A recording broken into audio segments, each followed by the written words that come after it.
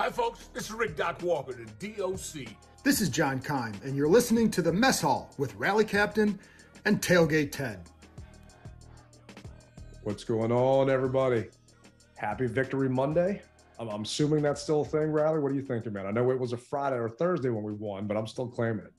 Ted, let me tell you, it's Victory Thursday, Friday, Saturday, Sunday, Monday, all through the week up until we play the Packers. Now, I know that at some point in time, we got to say, all right, enough's enough, but I'm carrying this victory like it's a newborn child, man, because we haven't had one in such a long time, and I'm going to hold on to it and cherish it.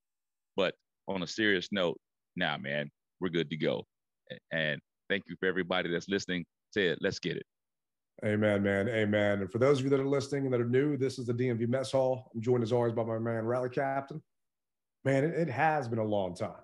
You know, we won week one, Jacksonville, and I went on Fox 5 the day after and chatted with my good man, Wisdom Martin, and he was knocking the game, just like everyone's been knocking the game. But you know what?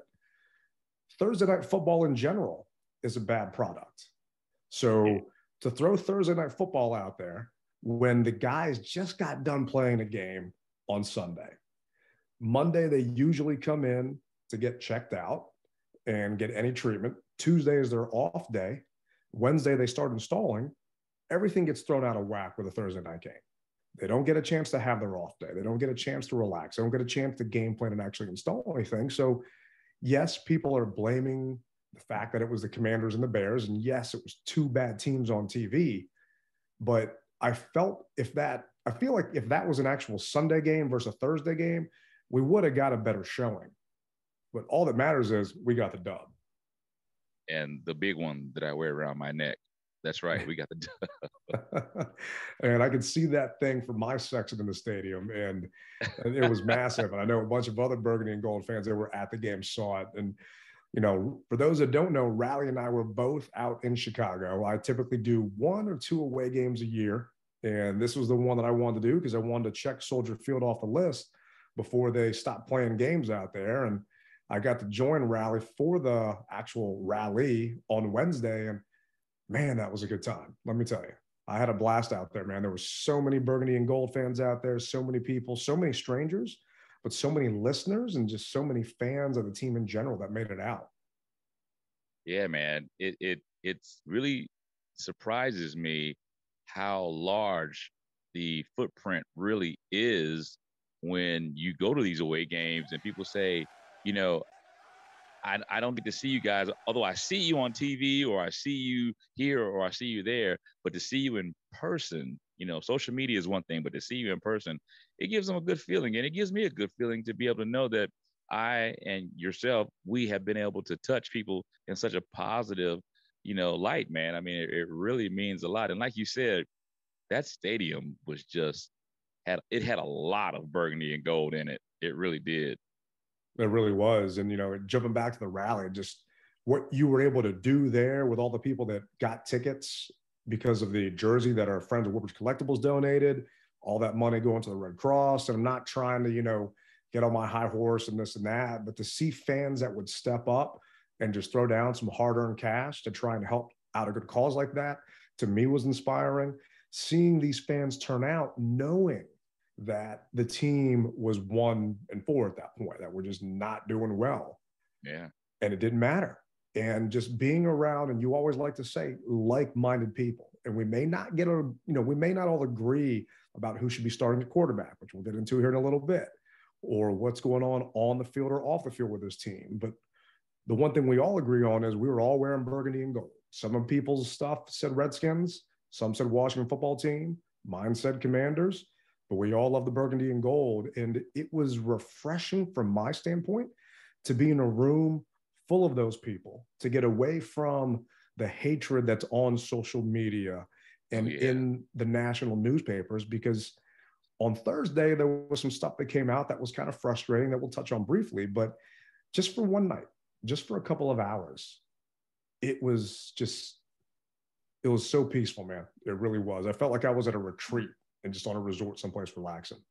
the brotherhood, the brother and sisterhood, man. That's what it all boils down to. And that's what I always try to get across to people.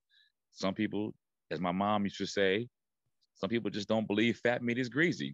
Well, I'm here to tell you that this meat Thursday night or Wednesday night was greasy. We had roughly 50 some odd people, the manager said.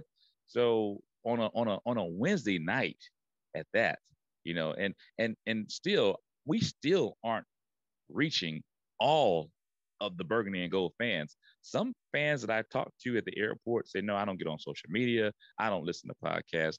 And so I tried to give them the information. And because of that, they saw and came to the rally who I met at the airport. And they were like, you know what? I am going to start listening to you guys because I would have missed out had I not seen you. So it's a very positive thing that's going on here, man. And I always also tell people, look, I can't do anything about what's going on in the head shed. Head shed, Army terms, military terms, is the front office. That's what we call the front office in the military, head shed. I can't control that. I can only control the experience that we as a fan collectively have. And like you said, man, no one complained. No one. I mean, obviously, we're going to have our moans and gripes. That's normal. But for the most part, it was all like-minded people just wanting to talk about the good things that we have to offer as far as a fan base is concerned. And to me, it was just good vibes, good karma. So for any of you guys that are going out to an away game, a game on the road, find out where Rally's setting up shop. And I'm hoping to go to another one. It's just all going to depend on things going on and TV schedules and all that fun stuff. But if I can't be out there, I know he's going to be. And I know Tim Meek is planning something. Yeah, that's right, Tim. I know you're listening. Tim's planning something for Indy. So Rally hopefully gets the weekend off. But yes. it is going to be a good time. And I know it's going to be a party. And speaking of parties, man, I had a party in the stands when that game was over. I'm curious, what was it like around you out there at Soldier Field? Because we were in two different spots of the field. You're on what, like the 20-yard line? I was in the end zone. Yeah, I was 105. I decided to defer from end zone seating and move more toward the 10 to 15-yard line just to get a different perspective of the game. And initially, so I always have to go through this in pretty much every away stadium. The fans obviously have no reason to know who I am, but they tend to, after a couple of minutes, respect who I am because they see that I'm a fan, no more, no less. And you hear the chants, "Rally Captain sucks" or "Rally Captain this," and then I just sit back and I just laugh at them or even laugh with them because what else am I gonna do, man? I'm in their territory. So take the chain and hit him over the head. But I mean, maybe for a younger day. and break my chain on a hard head. No, man. But so you go through the okay, well, who is this guy? What's up with this guy? Blah blah blah. And after that, they say, okay, man. They see the flag and they see the stadiums that are embroidered on the flag, and then their mindset changes, and then they want to buy me a beer. So because they realize I'm just a fan like they are, but the stadium, man, was electrifying for a Thursday night between two teams that were realistically are not doing well. I mean, I don't know if it was sold out, but I mean, the view that I got from my camera was, it seemed like almost every seat was taken, even in the upper deck, man. I mean, it was nice. No, it looked really full inside there. And I hear so many people talk trash about Soldier Field, but no offense to FedEx. You all know I love that place. I go out there on random days just to have lunch or coffee and just sit in my parking spot. This stadium was beautiful. And I don't know why Bears fans complain about it other than the logistics to get there, because that is a mess. Yeah. But inside the stadium, you and I got to go down on the field. We got a chance to walk around for a while. We could really kind of soak in the sights, and just everything it's just a well-done production. The way they have the timeouts phase. I've got a meeting coming up with the team here. For those that are wondering, it's Monday the 17th at 3:50. I got a meeting with the team tomorrow where I'm going to talk to them about everything I saw that happened at Soldier Field that I'd like us to try and recreate back at FedEx, because that stadium, I didn't realize, has been in the NFL since, I mean, something ridiculous. I pulled it up before, but it was renovated in 2003. So it's old, yes, but they made a lot of nice improvements to it, from the concession stands to the video boards and everything else they've done to that thing. Well, I got to tell you one thing that, not to cut you off, I'm sorry. Go ahead. No, you're good. You're good. One thing that just struck me was their sound system, man. Oh my God, that sound system was just it'll punch you in the chest, man. And I was talking to DJ Premonition. What's up, DJ Premonition? And he's like, man, if FedEx can bump like this, look out. And I mean, it was just amazing. And if I'm not mistaken, Ted, this is the oldest NFL stadium behind Green Bay, if I'm not mistaken. So it opened in 1924, and it served as the home of the Bears since 1971. So I know you and I were debating on that, just walking around, looking at the architecture of the stadium. I mean, it looks very old. Lambeau Field opened 65 years ago in 57. So this is actually, it's older than that, but it's been remodeled a ton of times. So because of that remodeling, but, you know, everything from the speakers and, you know, definitely, again, shout out to Premonition. We got to hang out with him pregame, and he came on the field with us. Took somebody's pass, but he came on the field with us. I mean, that's my boy. It is what it is. Not intentionally. No. He was right place, right time. Yeah. So, but I mean, everyone's saying, why are they going to put money into FedEx Field? Why are they going to dump money into that place when they're going to go someplace else? Well, number one, you don't know if you're going someplace else. Nobody wants you right now. Nobody wants this team in their backyard, and no one's willing to pay for it. Mm-hmm. Number two, you've got fans that are paying for an experience. You should be giving them their money's worth. And after seeing what I saw at Soldier Field, we're not getting anywhere near our money's worth. And I knew that it was bad. But knowing that a stadium that old, that was renovated, can still give that good an experience, you're just, excuse my language, you're just half-assing it at this point on what you're giving us. And I was sitting in the lower bowl, and so were you. I don't know how it was on a club level. And this has been my whole gripe with the Commanders / football team / Redskins. Well, not so much Redskins, football team and Commanders for a while. They're making improvements to the club level. They're not making any improvements to the lower bowl or anything else. And it's frustrating to see when you go to a stadium like Soldier Field. And I know you travel all over the place to see what these other fans get a chance to experience and what we are stuck experiencing on a week in, week out basis back at home. Well, it's been told to me, and I'm sure it's been told to you as well, that things are changing. And I do see small things changing, not as fast as I would have liked them to. But here's the thing. A lot of people always say, well, the reason why things aren't changing is because our team isn't winning, or the team isn't doing this, or the team isn't doing that. I don't buy that, because Chicago, when's the last time they've been relevant, realistically? And when's the last time even Detroit? So you didn't go to Detroit. Detroit is almost on the same on par, even though their stadium is a little newer. Obviously, well, that stadium was built, I don't remember, maybe 2012, something like that. But nevertheless, their 2002 Ford Field. 2002. Okay. Their stadium, you know, they haven't been very good on the field either, but they've made plenty of upgrades. And yes, we can make upgrades. And like you said, we don't realistically know if we are going anywhere. We just don't. And we can talk about it, but we don't. And so, you know, the thing is, what I do realize is speakers can travel.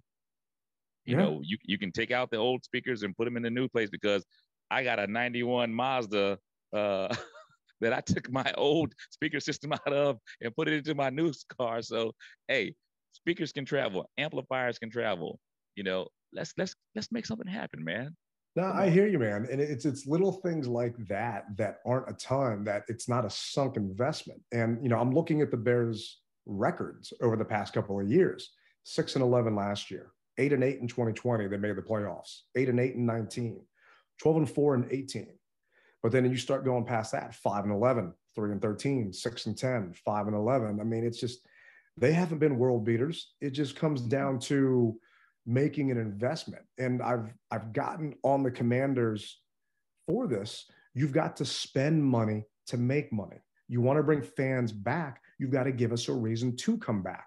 And you have to control the controllables. This is something I talk to them about all the time.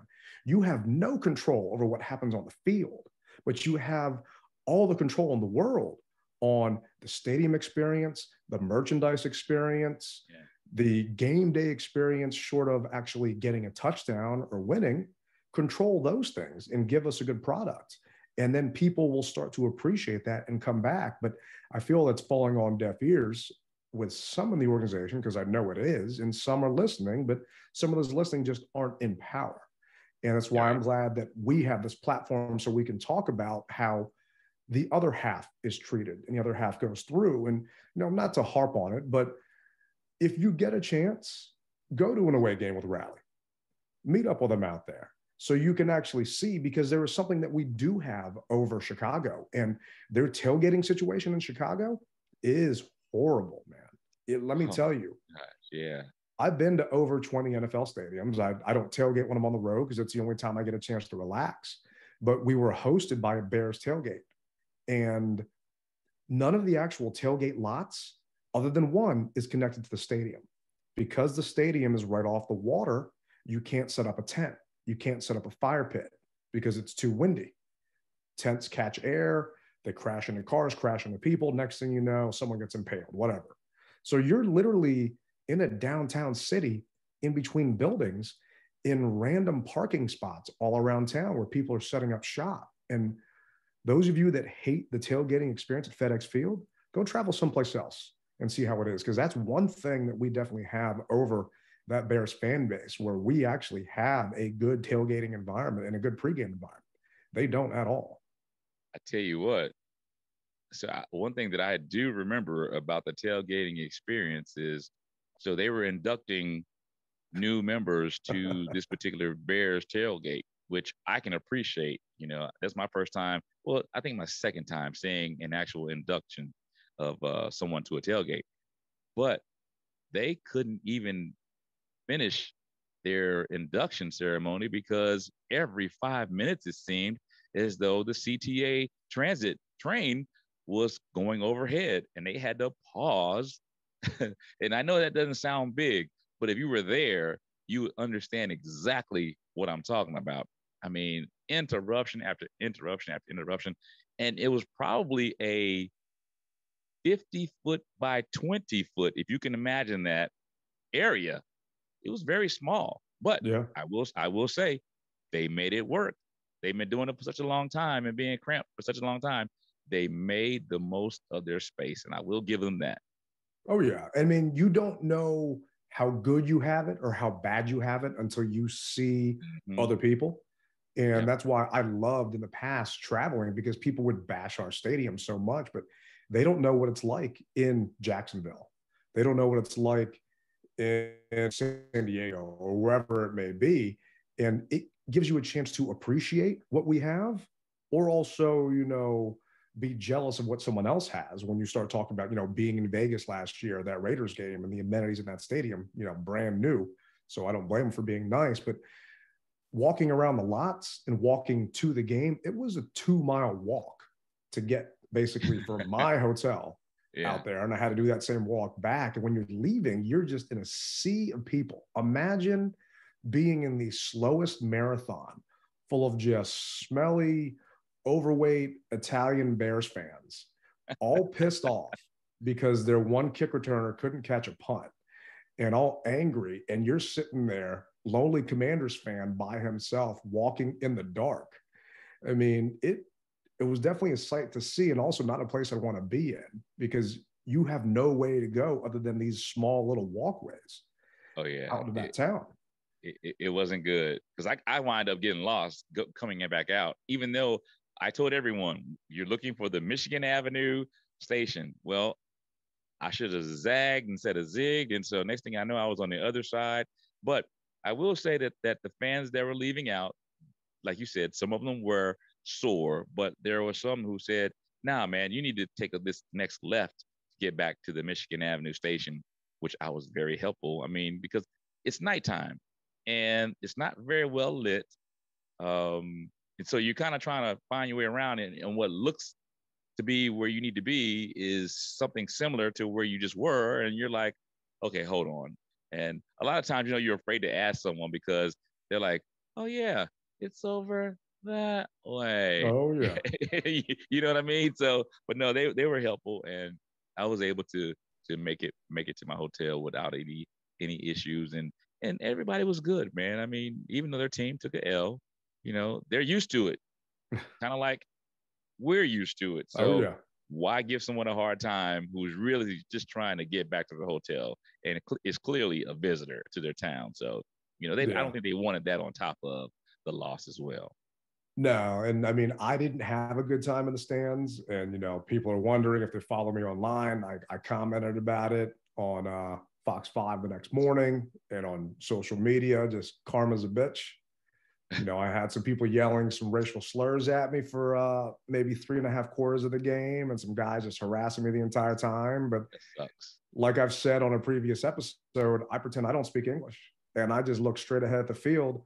And whenever we would do something good, I would stand up and cheer, but not even bother turning around to these dudes. And then finally, when we got the go-ahead touchdown, I broke my rule and I turned around, and they were gone. So, I didn't have to worry about it anymore after that, but it kind of already put me on edge because I was waiting for someone to pour a beer on me or just do something at that point. And Wow. It was frustrating because one of my friends is Bearman, who was in the Ford Hall of Fans. He's in the Pro Football Hall of Fame. Those were his seats. So I would have thought that it would have been a nice, safe section. But I got called a couple of names and offered some Modelo's, if you can imagine some of the names I was being called when I'm saying what kind of beer I was being offered. And wow. I'm glad that I got Soldier Field checked off my list and never going to go back. A Chicago dog is overrated, but it was a good time because we got that W. And, from a overall game perspective, I was happy. From a post-game perspective, I don't know, did you get a chance to watch the press conference? No.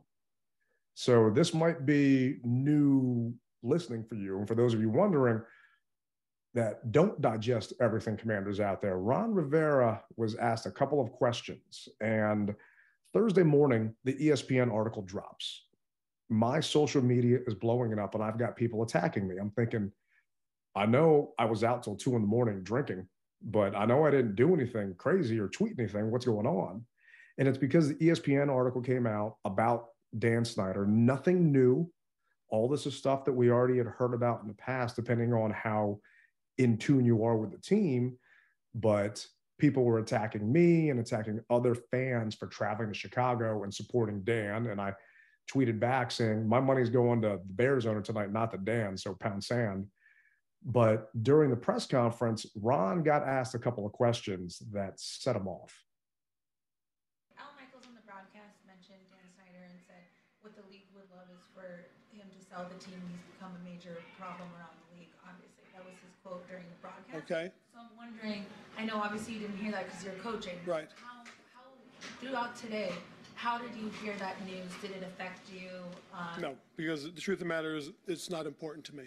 Okay, what's important to me is the guys in the room, and that's something I've been trying to establish. I'm trying to get beyond all this stuff that's on the outside that's noise as far as I'm concerned. What I'm focusing on is the development of this football team. There's a group of young men in there that deserve better, okay, in terms of they should be acknowledged for what they've done, what they're doing. I don't want to get talking about something that I can't control anyways. I have no input. I have nothing to do with that. What I want to do is everything in that room, and that's what I wish we could just stay focused on. And it's difficult. It's hard. But for whatever reason, we're going to stick to what's interesting, and that's playing football for our guys. More fired up about, you've given similar answers in the past about this, but you seem more fired up now. Is it just something about the circumstances? No, what's important is these guys, okay? For the last couple of weeks, honestly, I'm gonna speak my mind for a second. It's been hard. It really has. You lose 4 games in a row, and everybody wants to get you, just get on you.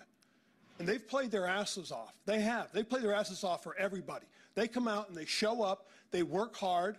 All right. They don't complain. Okay. They hear all this stuff and they got to deal with it. I get that and I respect them for that because they're resilient. They come back. Everybody keeps wanting to say, I didn't want anything to do with Carson. Well, bullshit. I'm the fucking guy that pulled out the sheets of paper, that looked at the analytics, that watched the tape in the freaking, when we were at Indianapolis. Okay? And that's what pisses me off. Because the young man doesn't deserve to have that all the time. I'm sorry, I'm done.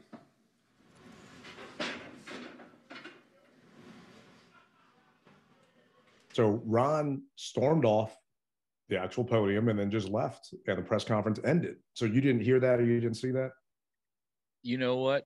I heard a little bit of it, but I didn't know that it was to that extent. Yeah. And I know a lot of fans don't watch the post-game press conferences and go through all that stuff. And we like to call ourselves the Cliff Notes for the fans because we kind of get a chance to break it all down in short little spurts. But I don't blame Rivera for getting upset because you're talking about an ESPN article and Dan Snyder and all of that. But for him to get pissed off about Carson, to me, feels hollow. And the reason why I say that is he literally threw Carson under the bus himself on Monday when Matt Paris, the same guy that asked that question of Ron before he stormed out, asked him, what's the difference between you, the Cowboys, the Eagles, and the Giants? And he said, quarterback. Meanwhile, he just said there that that young man doesn't deserve it. And he's tired of him getting it all the time, where I feel that Ron opened up Pandora's box. Because when he made that statement at his press conference on Monday, he made it seem, depending on which way you want to perceive it, that quarterback is the issue. And not that he didn't pick the quarterback, but quarterback's the problem. And for those that don't know, the ESPN article said that Dan Snyder picked Carson Wentz, that Dan Snyder wanted Carson here and not really Rivera. And it was a long article to read. And I don't blame any of you for not wanting to read it because it was just depressing, infuriating, and it just kept going and going. And Ron says, no, it was me. He's the one that pulled out the sheets of paper. He's the one that watched the tape in the freaking Indianapolis and the analytics. But I just don't feel that his message is consistent when it comes to Carson. And his entire tenure here, in my opinion, has not been consistent. That's some of the stuff I've got a problem with him because he doesn't want to throw Carson under the bus, but yet he did. He didn't want to call out players, and then he called out Jamin Davis after JDR did the same thing. You know, go back to last year. He throws Chase Young under the bus before Chase gets hurt and basically calls Chase out for freelancing and doing everything he's doing. And sometimes I feel like he's flying by the seat of his pants during his press conferences, and sometimes I feel like it's calculated. This, I don't feel like it was calculated. Bro, he said a mouthful, and I can appreciate him being fired up. But like you said, he did a couple of days early just do that. It could be a situation, Ted, where he realizes, hey, you know, I messed up, and now I've got to stick up for this young man as far as I possibly can. I mean, that's what it sounds like to me, that, all right, I made my mistake. He's made his mistakes. So at this point, clean slate. If someone says anything against him, I've got to go ahead and buckle down and get hot with everybody. So maybe that will turn them off from asking those type of questions. Yeah, and that's definitely possible. I mean, Carson was 12 of 22 for 99 yards. He didn't have 100 yards passing, and we still won the game, which is, hey, you know, I'll take it. And from a rushing perspective, you're thinking, okay, my quarterback has less than 100 yards. Well, that means we kicked ass rushing the ball. No, we had 128 yards on the ground total. So really, we won that game because of that fumbled punt. That's what it came down to. That punt that got muffed, and I'm laughing because there's a Bears fan behind me. Every time Tress punted that ball, he would yell, don't drop it, and a couple of expletives behind that. And next thing you know, the guy muffed that punt right down there. And I'm trying to remember who it was that recovered it. I made, I take notes during the game when I'm out there. I'm thinking it was Holmes. Yeah, it was Christian Holmes that recovered that punt. And I'm thinking, you got to be kidding me. This is freaking amazing. He had a chance, recovered that thing, and we weren't going anywhere. But who stepped up that game? And it doesn't feel like it if you look at the stat sheet, but man, our defense, they stepped up, man. Oh, hell yeah. Hell They, yeah, they did. They really did. And there was a stat that I saw, and this is from a guy on Twitter. I'm thinking it's legit. They're saying the Bears are the first team in 40 years since the 82 Saints to rush for at least 238 yards and score no more than 7 points. Wow. We're the fourth team in NFL history to have 200 plus rushing yards and 150 net passing yards and score no more than 7 points. And it came down to, this he's an NFL writer. So he's from Pittsburgh. I don't know why he's commenting on the Bears, probably because it was a Thursday game, but it came down to turnovers. And we won that turnover battle. And in essence, we won that game because of it. And we hadn't had a turnover since week 1 when Defoe caught that floater pick that they threw up there. And we finally got the turnover differential to work in our favor because we were 2 for 11 on third down. We really weren't moving the ball at all. And hindsight, Carson had a broken finger. So is that why he couldn't throw? Who knows? Sure didn't. So the defense stepped up. They did. And the question that I was going to ask you is obviously being live at the game, I didn't see him hurt his hand. So did you see when he hurt his hand? I didn't see when he hurt his hand. There was a timeout. Then for those at home that weren't there, he was lying on the ground and he was getting his leg taped up. So I'm thinking, all right, what's going on here? But regardless of what was going on, Carson wasn't coming out of that game. I mean, the block he threw on Roquan Smith to just level that guy. I mean, he was trying to stay in there and tough it out as much as he possibly could. And Carson's numbers would have been a lot better if Curtis Samuel didn't drop a couple of balls. Had a nice end zone touchdown, my end zone right there. And Curtis over the shoulder just dropped it. And he had a nice one-on-one to Terry that, granted, it was a tough pass, but Terry dropped it. And a couple of balls he strong-armed to J.D. McKissick. That was kind of frustrating to see. But, I mean, he did what he could, and the guys didn't get down by 2 scores. We were down in the game, but we were never down by a lot. So we didn't have to turn one-dimensional. Brian Robinson came in, and he had 17 carries for 60 yards and a touchdown. But you know who surprised me was Antonio Gibson. Gibson came in, and, his stat line wasn't huge, but he was 5 for 35 rushing, averaging 7 yards a pop. But he had some nice outside runs, and he kept them honest, and it kept us in it. The defense, they bent, but they didn't break. I mean, they got him down to the 1 yard line. And one of those long plays, Casey Tuhill and F.A. Obata chased him down after running all the way down there to catch him. I mean, they stopped him from getting in that end zone. And people a couple of weeks ago wanted JDR fired. Well, the defense is performing. The offensive is not. And, that's why you don't just get rid of Jack Del Rio, because these guys are still fighting for him. They're still playing within his system. It just comes down, unfortunately, I think, to talent. You've got Rashad Wildgoose out there in your secondary that I am scared about, that Aaron Rodgers is going to pick on. But you've got Montez Sweat and Deron Payne and John Allen up front that have talent up front. They were able to get pressure on this young man, on Justin Fields. And Fields is not a good quarterback. And we all saw that Thursday night. Yeah. We did. And my hat goes off to Allen and Payne and Sweat. And because they did put the Mac down Thursday night. As far as Wild Goose is concerned, the young man is growing, Ted. I know you don't trust him. I know you don't like him, but from what I've seen, he doesn't get the rally chain, but he's growing, man. I mean, I see, as I said early on, we've got so many pieces on our squad. If we can just butt those things up and sure them up, we're going to be okay. We have how many more games left? 11, brother. 11. And I'm going to step out there and say this. Uh-oh. Green Bay hasn't been playing good, bro. And the last time they came here, we beat them. So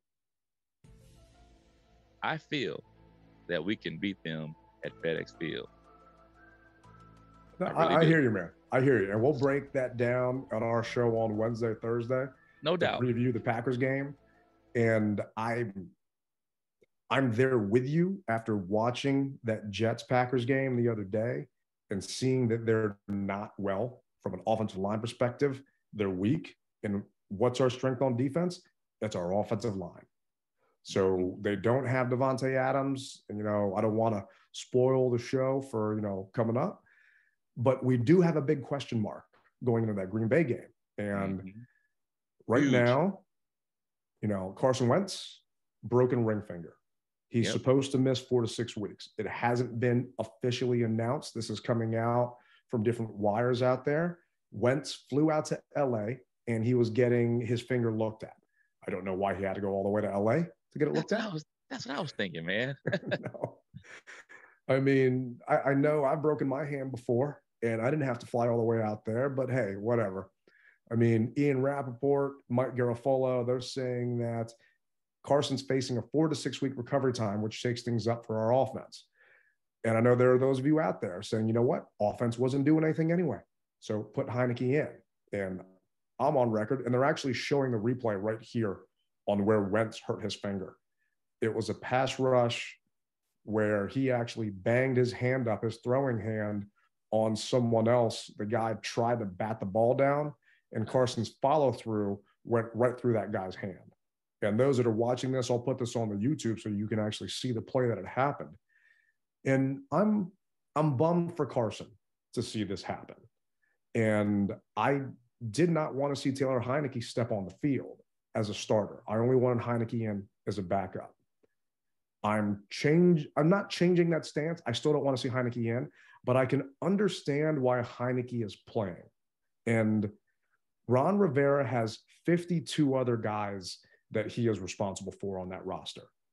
He is responsible for putting the best 11 players on offense and the best 11 players on defense to win that game. And whether it's a back problem with William Jackson III or an attitude problem, he sat. He's not playing. He didn't make the trip. He wants to get traded. I told you, William, I'll help you pack. Let me know. But if they went to Sam Howell right now over Heinicke, that's either an indictment on Heinicke because they don't think he can do it, which granted, I don't think he can, or they're giving up on the season. And at 2-4, there's still too much football left to give up on the season. Yeah. Well, let me ask you this, Ted. Who has the stronger arm, Heinicke or Howell? Oh, Howell by a long shot. Okay. I mean, Howell had, I think in Madden, and this is Madden, but I think it was the 5th strongest arm Madden. But, in those statistics, they're actually measuring people's arm strength. The kid's got a cannon. If his mom and dad were a little bit taller, he would have been a first-round pick. I mean, it's just his size that knocked him. And going into our friends over at Hogs Haven, they're talking here in Sam Howell, saying Howell's an enigma. Heading into the 2021 college football season, there were talks of him being a top overall spot in the NFL draft. It went downhill. Howell lost a bunch of his receivers, De'Ami Brown being one of them. He's just under 6'1". He's 220 pounds. Thinking part of the problem is, and Ryan Fitzpatrick said this on a pregame show, that Scott Turner does not adjust his offense for his quarterback. His quarterback has to adjust to the offense. And because Taylor knows the offense, that's why he's got a leg up. He knows what he's doing. Yeah. He knows on certain plays, you know what? Normally I could stand here and get this play done, but I can't do that on this particular play. I've got to move myself in this way or that way to get the availability for the opening receiver or the hole that whatever he's looking for, the lane, shall I say, that he's looking for. Because, I mean, Taylor is not that tall. No. So he's got to be able to know what he can work with. And he's done this his whole collegiate career and now obviously his short professional career. He knows what he needs to do, because those guys are going to be trying to swat the ball down, and that happened a lot last year. But I think, Ted, that if I'm not mistaken, I heard that he went to some type of strength coach for his arm, and his arm is a little bit stronger this year. It's a little bit stronger. I mean, it's still a candy arm in NFL standards. I mean, I was out at training camp, and you can see the difference in just the rotation of a ball when Wentz threw it, when Heineke threw it, and when Howell threw it. And Howell does not have a strong an arm, but the young man is young. It's his rookie season. Heineke started 15 games, 3,419 yards, 20 touchdowns, 15 picks. We know what we get with Taylor Heineke, and it is not a playoff team. Yes, Heineke did not have a healthy Curtis Samuel. Yes, he did not have a Jahan Dotson, and hopefully Jahan plays this week. He did not have a Brian Robinson. So he did not have the weapons, but what we will lose is that deep ball. Those deep balls that we had to De'Ami Brown during that Titans game. I'm sorry, Heineke's not making that throw. But I am okay with it from the fact that there are 52 other guys that deserve to win. And that's why I got so angry on Friday on social media, because you have, and I'm putting in air quotes, fans of this team that want the team to lose. You have fans of this franchise that want the team to lose. And to me, I'm sorry. If you want the team to tank, that is loser talk, and you are a loser. If you have a Terry McLaurin jersey or a John Allen jersey or a Jahan Dotson jersey, why would you want those guys to be miserable going into a 5-game losing streak? Because you think it's going to get the owner removed? Give me a break. That's just ridiculous. You're just making up excuses, and you're attacking fans and players because you hate Dan. Yeah. We've said it before, and I'll continue to say it. I don't root for the team for Dan Snyder. I root for the fellas who are spilling blood on the turf, man. Amen. That's what I root for. And those fellas love Taylor. They get behind him. They've got his back. And are we going to go on a 4-game winning streak? I don't think so.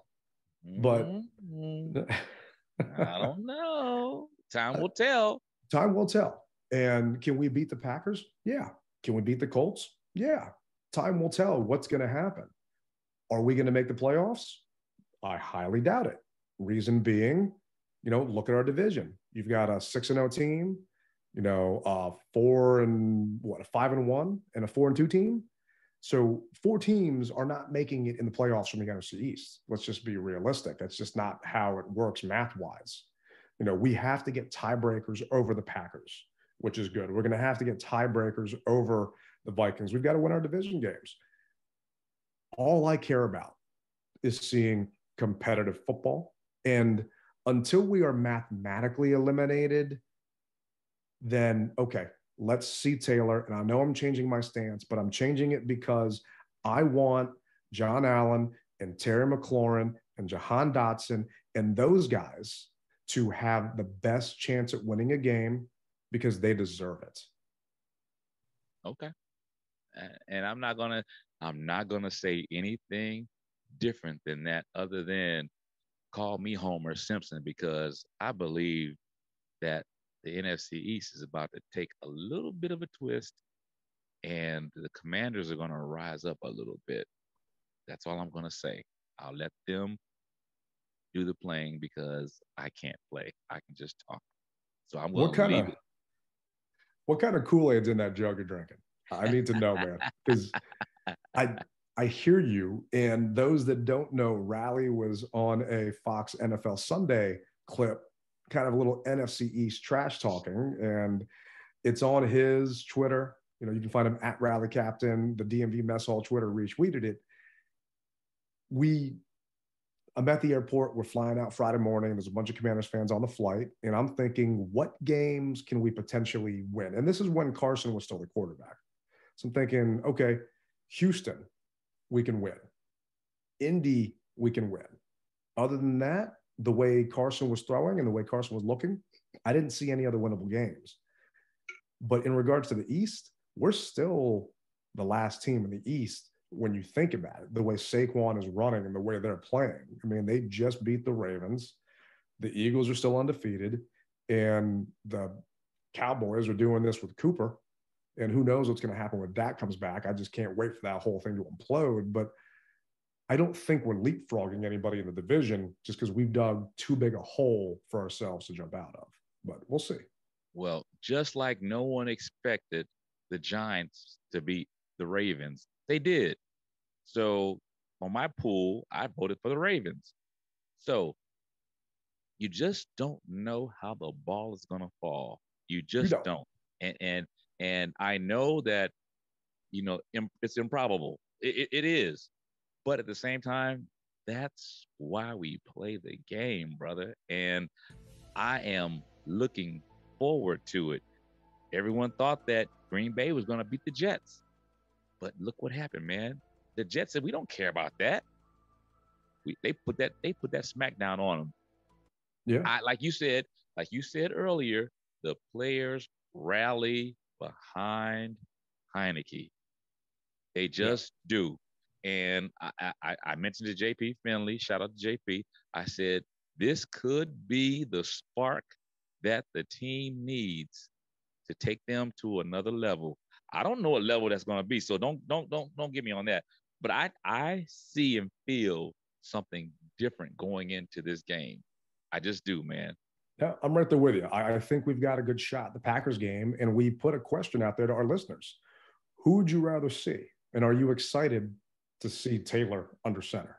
And we got a couple of people to call it in. This is from JC. Yeah, the question is about HeinickEEEE under center. Like, I'm excited to see anybody under center that can bring this organization up from out of its slump.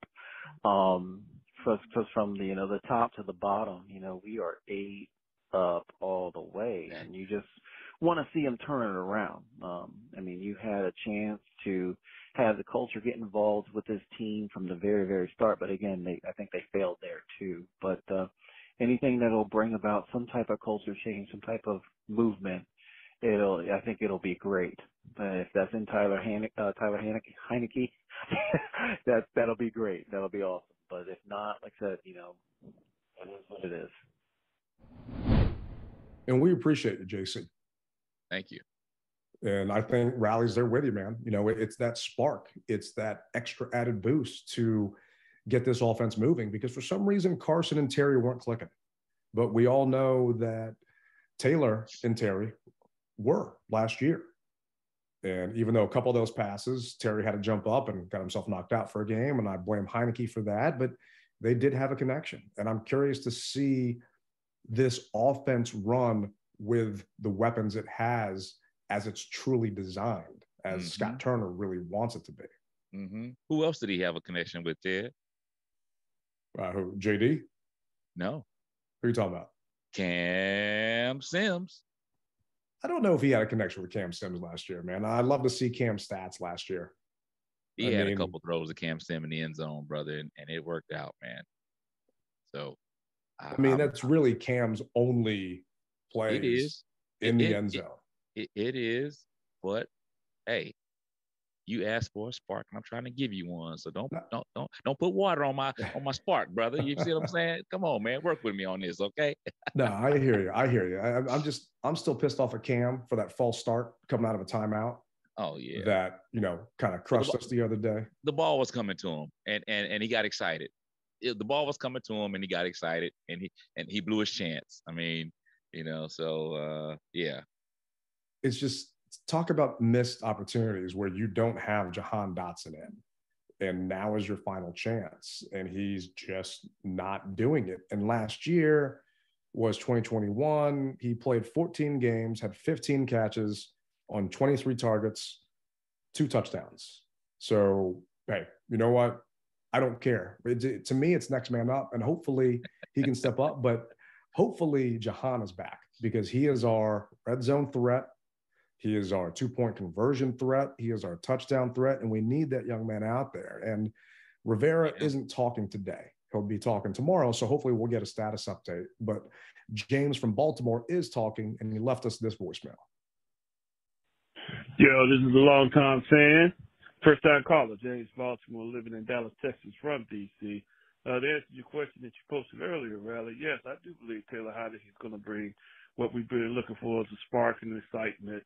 Wentz is still learning our system, and Heineke, like I saw in the previous writer, yeah, he's fluent with our system and it's more built to him. So I think we'll start to see more Terry McLaurin's, because Taylor was feeding him the ball like crazy. So with more weapons for Taylor, he's probably licking his chops right now because Carson's probably like a, deer with his eyes in the headlight type thing going on. I mean, I love the man's stats and all, but we're winning the games and stuff. So we kind of like need a little edge to bring the fans back in a bit, and Tyler can do that. I mean, we almost beat Tampa Bay in the playoffs, which I really think we still got robbed, but I'm not going to cry like a Cowgirl fan about it. But, yeah, I think we need to get back in the mix. Just kind of happened at the right time. I don't wish injury on anybody, but, when you want to look for a change, here it is, and you have to seize the opportunity. So thanks for listening, and I'll listen for your podcast. Yeah, James, man, hats off to you for living in enemy territory and being a fan of this team. I don't know how you do that, really. He actually was in Chicago, him, his brother, and his mom. So they actually came to the rally. Oh, nice. Then I'm sure I met him. Yeah, you did. They were to the left of us. His mom was not able to make the rally. She was tired, which I understand. I mean, it was a weeknight, kind of late for, an older adult. So I can understand that. And, but yeah, he and his brother, they came to the rally and we had a good time, man. So, and when we go way back, the first time that I met James was actually in Denver when we played them in 2013, I believe it was. Oh, yes. I heard you guys going back and forth on the couple of interceptions that game and everything else. Yeah. Yeah. None. I hear you, James. I agree with you, man. I don't agree with you on that we almost beat the Bucs. That is not true. If you go back and you look at the game and you look at the stats, we did not almost beat the Bucs. It was not happening. There is it's a dream that we all have in our heads when Taylor dove for that pylon. But realistically, that game was never in control by us. We were never close to overtaking Tom and pulling that playoff game out. And we did not give them the toughest challenge they had during the playoff run, contrary to popular burgundy and gold belief. But I am excited for Terry. I'm excited for Taylor to get out there. Is it the spark we need? We need something, because this offense since week one has looked bad. And he put up 300 yards against the Titans, but you take away those 2 deep balls to Diami, what did he really do? Yeah. The offense isn't moving. My question for you, though, is which Heineke are we going to get? Are we going to get the Heineke that neutered himself and took away his legs? Or are we going to get the Heineke that has no fear and actually runs around and does stuff and makes plays? Well, that's going to depend upon one of two things, Ted. What's the offensive line going to be able to do? If he feels comfortable, and let's say they block for him, for whatever reason, or I shouldn't say block for him, the protection is better for him, then we're going to see the dormant Heineke. But if he feels that pressure and that heat on him, then we're going to see the mobile Heineke. Now, what I'm hoping that Scott Turner does is mix it in. Mix it in. If you know the guy he has wheels, then give him something to run for. Now, my other question to you is this. Obviously, we know that we've got now Taylor Heineke. It's contagious. Number one, it is, because you said it, and it's like sneezing. So you're gonna sneeze here in a second. But so Taylor is QB1. We know that Howell is QB2. Who, Ted, is our backup quarterback? Logan Thomas. They're not bringing someone in. It's going to be Logan Thomas as your emergency quarterback. That's how it always is on game day. And if something happens to Heineke and they've got to move somebody to IR, that's a different story, because you can put Wentz on short-term IR and clear up a roster spot. Okay. But they're not going to actively do that unless they really need to. So from an emergency perspective on game day, your number 3 emergency quarterback is Logan Thomas. And for those that don't know, he played quarterback in college and early on when he came in the league. So, that's fine. And if we get into another situation where we've got Gilbert Grape coming in, we're on our 5th quarterback, season's done, still be there, still hang out, and you're still going to away games. But I am just curious because when Heinicke got the starting spot, because Fitz went down, whether he got hurt on a water slide or got hurt in the game, Heinicke changed. Water slide. Yeah. Heinicke was not the same Heinicke that we remember that was running around just willy-nilly making plays with his legs and his arm. There were a couple of plays in a couple of games last year where he refused to run. He refused to move. And the offensive line is not changing. The offensive line is not going to improve. So it's not. It's not. But one thing that I remember from that playoff game when he didn't break did he dislocate his, or he had a sprained shoulder or something like that. He said, you know what? This was a playoff game. I laid it all on the line for this one game. So if I had a chance to do it all over again, I would not do that, knowing that I am the number 1 guy. So the chances that he would take, I don't think that he will as much as he did that game. But is he still the ballsy guy that we know?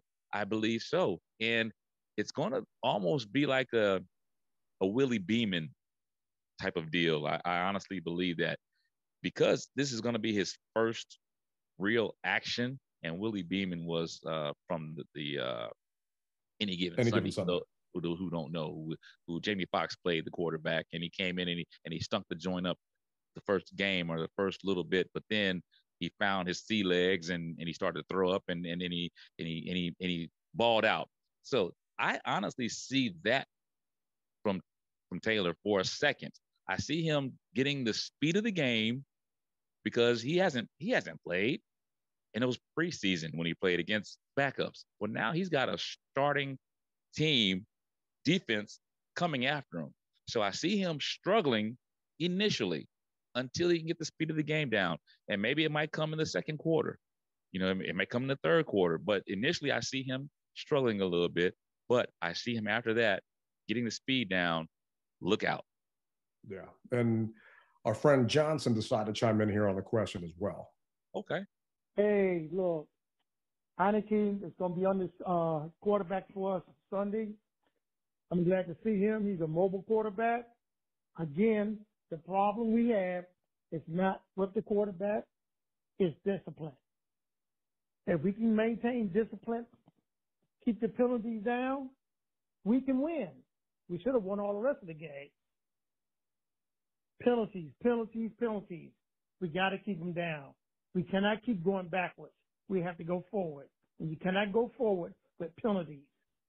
Heinicke is a mobile. He's a quarterback. He likes to run. He thinks on the fly. I love to see him play Sunday. Johnson out. Yeah, I appreciate that, Johnson. And I still didn't say it. I should have said it to people when we were at the rally. Tailgate out when I walked out and just dropped the mic. But we can't play another team and play against ourselves. And I agree with you, Johnson. We had 7 penalties this past week, but the 7 penalties were only for 36 yards. So it didn't kill us. We're not going to beat Aaron Rodgers if we're losing the turnover battle. We've got to play a good game regardless of how much the Packers are reeling right now. Taylor gives us a chance, but keep in mind, he also gambles. He also has propensity for turnovers. He had 15 picks last season, and he doesn't like to step in the pocket. So it's going to be a roller coaster with Taylor. Do you blame him? I don't blame him, but there are times when there's a pocket in there, and Carson had a pocket as well, and he didn't step into it. So both of these guys are going to give you problems. It just depends. One can get out of it with his arm. The other can get out of it with his legs. So which one are we going to get? I'm very curious to see what happens. And I still want to go back and watch the Packers film and watch all their losses before I give a prediction for the game, which I'll do between now and Wednesday. Okay. But our good buddy Cord decided to give us his opinion. What's up, Cord? I cannot wait for this game on Sunday against the Packers. This ain't the same Packers team we've seen. And Aaron Rodgers got a thumb issue, Heineke under center. You know, I've always said this team is, the offensive line is not built for a pocket passer that can't step up in the pocket and scramble around. You get Heineke in there and let him scramble around, hit a deep ball to McLaurin, you know, get McKissick more involved. You know, that Russian attack, run the ball. We should have learned that, you know, the other day when we beat Chicago. You know, we just got to be smarter, decision making, play calling, all the way around. We can beat the Packers. We can make a run. I'm still a believer of it. I'm thinking Cord and you have the same Kool-Aid in your jugs. I agree we can beat the Packers, man. Why you gotta be like that, Ted? How come we just can't be high on life, brother? Come on, man. I agree we can definitely beat the Packers. We definitely got a good shot at that game. To me, let's take it one game at a time. You know, we're 2-4. Let's get to 3-4. All right, let's get to 4-4. Then let's start talking about things, because that 4-game win streak we had last year was all on the back or the legs of Antonio Gibson. That was not a Heineke 4-game win streak. That was an Antonio Gibson 4-game win streak. Heineke was averaging 200 yards, somewhere around there, 213 yards. And Gibson was running his ass off. And do we have that potentially? 1-2 punch with Robinson and Gibson? Yeah. But since those two guys have been in, we haven't gotten 100 yards rushing. So I think the key is we cannot go down by 2 scores and turn ourselves one-dimensional. If we can stay in this game and stay with the game plan and not force whatever quarterback's back there to drop back 40 times, then we got a chance, because the defense is stepping up and they are keeping us in games. Definitely. Hat goes off to those guys, man. Straight up. Yeah, man. F.A. Obata is from, I want to say the UK. He's part of the NFL Europe program or the NFL exchange program. And he made a funny joke stating that he headed the ball. Okay, he's Nigerian. Soccer. Yeah. And he said he headed the ball basically to John Allen. And his sisters are from London. Yeah. So he's, you know, from overseas in England after leaving from Nigeria. And he headed the ball, and then John Allen ended up catching that interception. And, you know, sometimes you'd rather be lucky than good. And that was, hey, a lucky heads up play. It just happened to hit Obata right in the head. He did not jump and head that ball. And John was in the right place at the right time and ended up getting that pick. And he gave the ball to his wife. And, you know, I'm happy for John, because he's a, you know, born and raised DMV boy. And to see him get his first career pick in a win, that's why I will never root for this team to tank. No. Yeah. And last voicemail here from our man Lloyd. Good morning, fellas. How y'all doing? This is Lloyd checking in, man. I just want to let y'all know. I want to chime in on this Heineke thing. First off, I want to say is, you know, I definitely wanted to see Wentz finish the year out, you know, because me personally, I don't think he's the guy for next year, but I did want to see him finish the year out, because, you know, everybody all hyped up about him getting hurt, and we can see Heineke, but we already know what we got with Heineke. You know, I mean, he is what he is. He's a great backup. You know, come in, you know, 2 or 3 games, but he not taking us where we need to be. So we've seen this show already. It's like, you know, it's like going back to your ex-girlfriend. You know what she got. She gonna yell at you and all that. It is what it is. But fellas, keep doing y'all thing with the show. Definitely see y'all next week at the game. Go Skins. Well, I'm sorry. Go Commanders. We appreciate you, Lloyd, man. I do like the ex-girlfriend analogy, yelling at you. Yeah. But, you know, she brings back some good memories, too. It wasn't all her yelling at you and screaming at you to do the dishes or put the toilet seat down. So it's fine with me, man. I'll take her sometimes. Oh, yeah. No, that's for a different podcast. But Exactly. That's not this one. But let me say this, Ted. So, like Lloyd said, I wanted to see Carson finish the season. Okay. And no one ever wants a player to get injured. but there's a big part of me that's happy, and don't take this the wrong way. So hopefully you can follow where I'm going with this. There's a big part of me that it happened this way than actually having him to be benched, if that makes sense. I just don't, because you talk about his mental mentality of things, and I think that if you had benched him because of poor performance, that would really hurt his psyche. Versus, hey, look, we just had to take you out because of an injury. I mean, hell, Dak Prescott just basically had the same injury. Do you think that Dak is his mental is jacked up? No, but if you pull a guy and you bench the guy, that's different. So, I don't want anyone ever to be hurt. But if you had to pull a guy, to me, this is the way to do it. And I gotta tell you, man, I mean, for the life of me, if we had seen a couple more of these type of games, I think he was on the verge of getting benched, man. I just do. And so I think that it's you know for those who are very religious, and you know what I'm about to say, hey man, God has a plan. So for those who aren't, excuse me, but that's just how it is. Everyone says that there's a plan bigger than you. So I honestly believe that everything happens for a reason. And hey man, just hold on to your hats, everybody, because the roller coaster is about to get bumpy. The ride is about to get a little bumpy. It is, I don't want to say ironic, but it's funny to me that Carson, third team in 3 years, he's going to miss the Colts game. He was going to get a chance to go back to Indy and shut those fans up and hang out with Tim Meek and y'all at the party. Monday night, he's going to miss the Eagles game, going back to Philly at the Link. And, everybody was circling those games on what's Carson going to do? What's Carson going to do? Which Wentz is going to show up? Now, we will never know.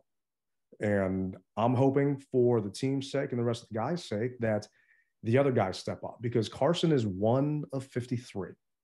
And I am upset because he's got a $20 million contract next season that I don't know if this Wentz experience is over. I don't know if we saw enough of Carson to say, no, it's not going to work. I am hoping we get a chance to see more of him, but who knows what's going to happen and how the team turns this around or what goes on. If Heinicke's going to go on some crazy run and Carson never gets his job back because we saw what he did, or if Heinicke's going to falter and Howell comes in, or if Carson comes back and he ends up doing something. But what I do know is I am all in on this ride. That's right. And I'm curious, though, who gets your rally chain this week?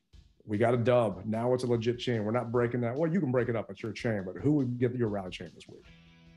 Ah, man. I'm going to have to add a lot of links into it and put it around the whole defensive, all 11 on the defensive neck, man. I can't just give it to one, man, because everyone at some point in the game stood up. I mean, St. Juice, the last play of the game, stopping that guy. That could have been a touchdown, man. Yeah. It looked like, for all intents and purposes, at the game, that it was a touchdown. But obviously the people at home said it wasn't. So, I mean, I've got to add at least another 5 inches of length to 10 inches of length to be able to give it to everybody on the defense collectively, man, because they earned it, man. They really did. No, I hear you, man. And for me, it's 2 people. It's Tress Way and it's Christian Holmes. If it wasn't for those 2 guys, I don't see us winning that game.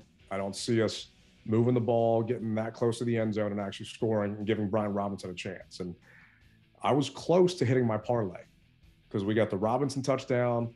We got the Commanders win. I just needed Justin Fields to get a touchdown, but I will lose money every day of the week if that means that we get a W on our column. That's fine with me. So before we end this thing, Ted, I got a question for you. So initially, and maybe, you know what? No, I'm going to wait for our actual Green Bay cast. So I'm going to hold off until this question. That's a teaser for everybody to join us for this question that I have, because it's going to be a good question. There you go. I can't wait to hear it, man. I'm looking forward to it. And for those of you We appreciate you joining us for another episode of the Mess Hall. I kind of stopped counting.